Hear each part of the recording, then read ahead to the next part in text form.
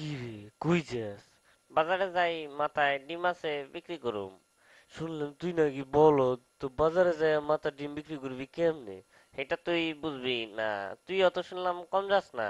আচ্ছা পারলে কত দেখি আমার মাথায় কি আছে, যদি কইতে পারস তো এখান থেকে তোরে আমি 2টা ডিম দেবো। তোর মাথায় আমার মাথা দিয়ে চুলকায়। আচ্ছা কইতাছে একটু সহজ করে দে।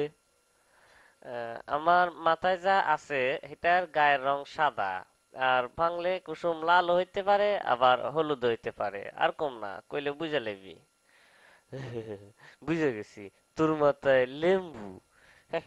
তুই আসলে একটা বলদ। হয় নাই আমার মাথায় ডিম। ইসিরে, এটা আমি সন্দেহ করছিলাম।